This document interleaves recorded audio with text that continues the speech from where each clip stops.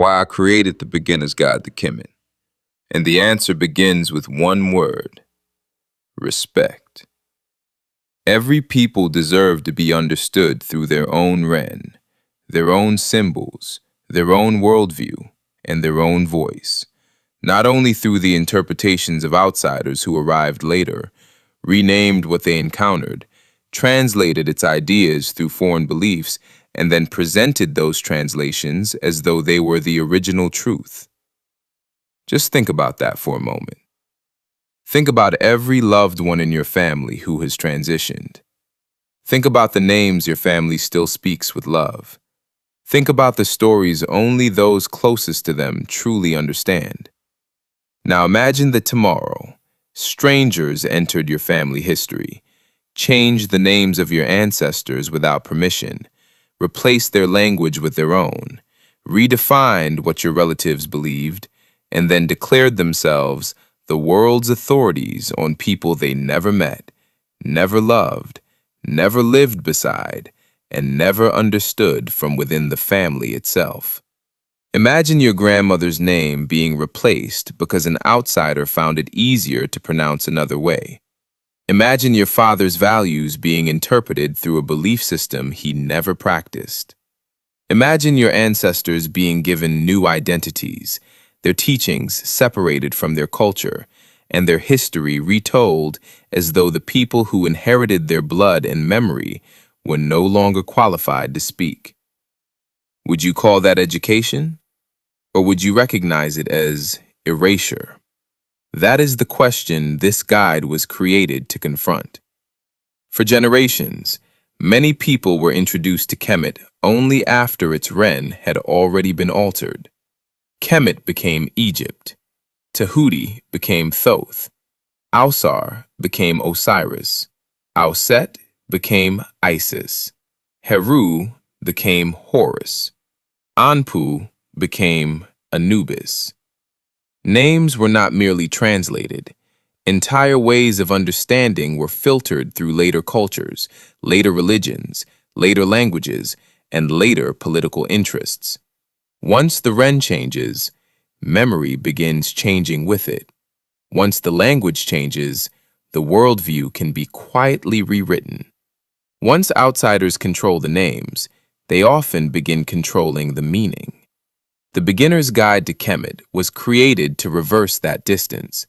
It was created to bring the learner as close as possible to the civilization's own terms before later interpretations are placed on top of them. It does not ask you to reject scholarship simply because it comes from outside Kemet. It asks you to examine scholarship carefully, question motives honestly, distinguish evidence from assumption, and never mistake a later label for the original reality. This book was created because genuine education should not begin with ownership. It should begin with humility. Before telling people what Kemet believed, we should first ask what the Kemetu called themselves, how they described their world, what their symbols meant inside their own culture, and what surviving evidence actually allows us to say. We should approach their teachings as guests entering an ancient house, not as conquerors rearranging the furniture and renaming the family. This guide was created for the beginner who senses that something has been missing from the story, for the reader who was taught that civilization began somewhere else, for the seeker who has heard the later names but never encountered the original Ren, for the student who wants to understand Ma'at beyond a decorative feather, Heka beyond the shallow word magic, Kepri beyond a beetle, the Neteru beyond the foreign category of gods, and Kemet beyond the museum glass that often separates a living African civilization from the descendants who deserve to study it with dignity. This is not about replacing one bias with another. It is about removing as much distortion as possible so the learner can finally meet the teachings before being told what to think about them. It is about understanding Kemet from the inside outward rather than from the outside inward. It is about recognizing that names carry memory, language carries worldview, and whoever controls the Ren often controls the story that survives. Imagine how differently you would understand your own family if every ancestor's name were replaced, every tradition renamed, and every memory explained by someone with no relationship to the people involved. You would immediately know something essential had been lost. The same honesty must be extended to Kemet. Respecting the original Ren is not cosmetic. It is an act of restoration. It is the beginning of hearing a civilization speak before later voices interrupt it. That is why this guide exists, not to tell you what to worship, not to give you another dogma, not to demand that you trade one label for another.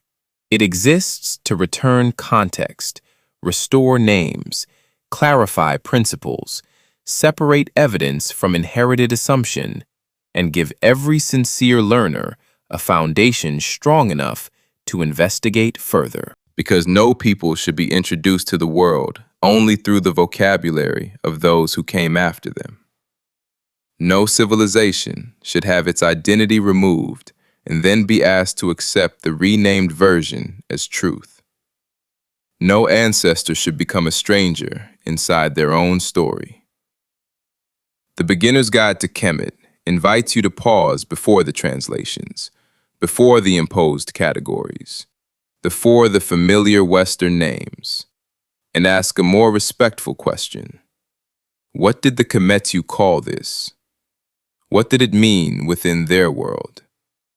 And what wisdom becomes visible when we stop forcing their civilization to speak in someone else's language? This is more than a beginner's guide.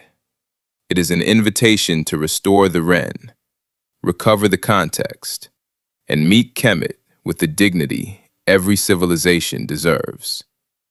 Because when you respect the name, you begin respecting the memory. When you respect the memory, you begin hearing the people. And when you finally hear the people clearly, history stops being something done to them and becomes something they are allowed to speak for themselves. Ashe.